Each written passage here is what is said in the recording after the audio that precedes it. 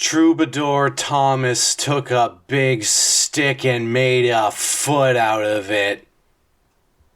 He was trying to breathe through a bale of knives, strung together with a separate foot, purchased at the foot auction. He went down to there, and then they were, this is a 1974 foot. Guy was 4'70", and then the bidding commenced, and I'll give you 27 muskrats, and I'll give you 25 wallabies. And then, how many did Thomas offer? I'll give you 14 me. How's this? He says, how's this, mofo? And then splits himself magically into 15 clones. Nobody could top that. The organism evaluator bashed his slime-covered screwdriver into the greenish musk of a dying wrench. And then he won. He's like, I got this foot. That is a good foot. Let's bind knives with it. And soon the circular entertainment industry came around, spinning and spacking, and then he said, all right, finally my trickery has succeeded. You gotta teach me how to spack. And they're like, oh, you want spacking lessons? I was planning to auction those off. He says, you want magic clones? We could skip to the fun part. So he gave another 14 of himself away to the circular entertainment industry, and at this point, he's very cognizant of the fact there's 28 more of him out there, just as ambitious and as ready to rock and roll as he is, so he's like, I gotta get cracking on spacking quickly, for I have enemies peering through my window and watching me wash the dishes. I'm real bad at it. Soap all over the walls, the ceiling all dripping with suds, and the soap begins to turn, to go bad. There's rotted soap all up in here, and then the bugs hear him talking. They're outside the window too, riding on his clones, plotting and plicketing. Thomas doesn't know how to plick it. He was disinterested in that. He's still focused on learning how to spack instead. But circular entertainment industry gives him intensive spacking courses. And by the end, he can spack with the best of them. He says, all right, now I got this on lock.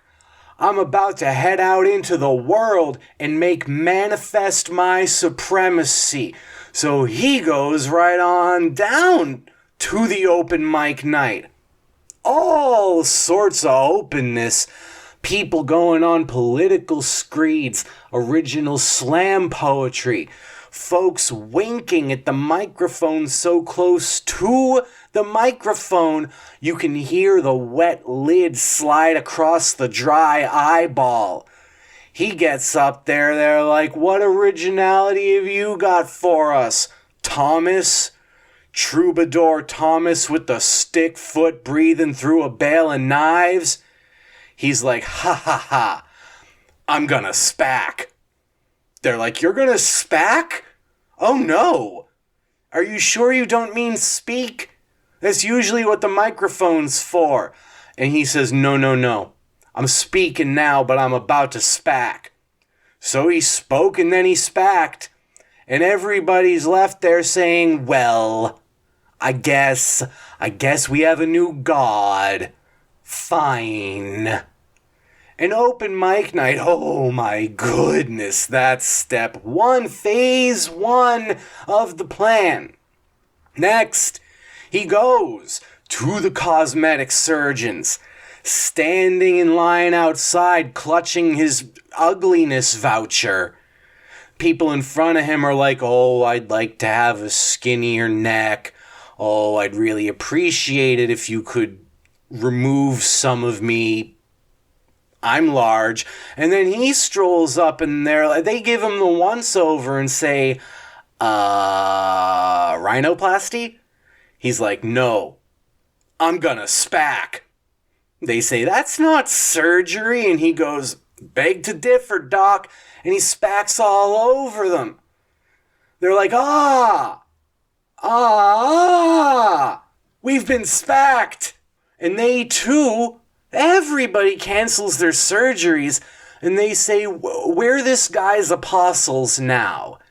He's obviously better than us. Odd nose notwithstanding, he's better than us. And event by event, location by location, more and more of these folks are starting to catch on that they need to follow Thomas. Circular entertainment industry is just sitting back. It knows. It's learned both the power and the responsibility. It knows not to spack unless spacking to. So it could stop Thomas, but it doesn't see the need, like, no, this is my pupil. Well, who's to say a teacher only has one pupil? Eventually, circular entertainment industry hears the telltale cosmic reverberations of some foot-huff knife stuff. And the trail leads to a Thomas. It says, hi, Thomas. The guy's like, no, good to meet you. Circular entertainment industry says, are you one of my 14 clones? Pseudo Thomas says, no, I'm from the foot auction.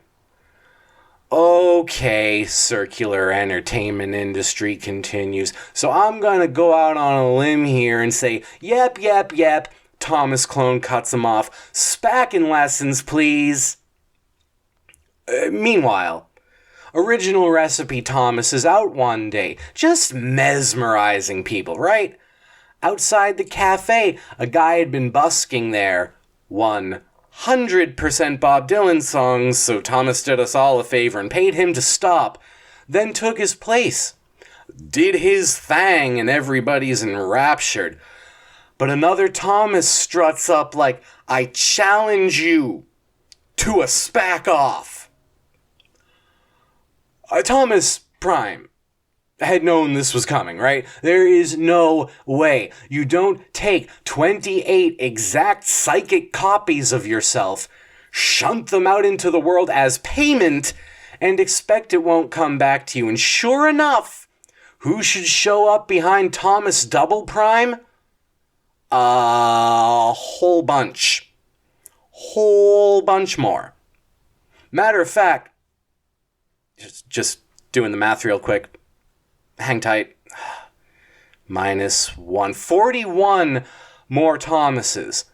Like, how the hell did this happen? Well, one of the clones, the one that needed to pay for spacking lessons, cloned himself.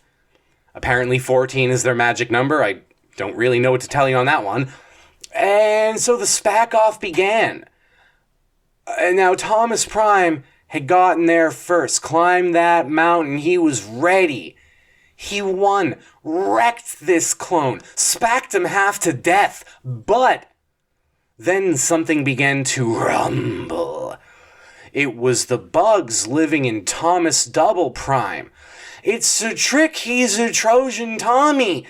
They had met outside the window watching the soap accidents, and the bugs had gone their own way, called it another lonely day, and while Thomas Double Prime was learning how to spack, these bugs went and learned how to plickety-plack. Thomas was not even aware of plickety-placking. For the first 4 minutes or so, he was like, this is nothing. I'm just gonna spack back. But as nobody knew at the time, and everybody in the world knows now, you can't spack back to a plickety-plack.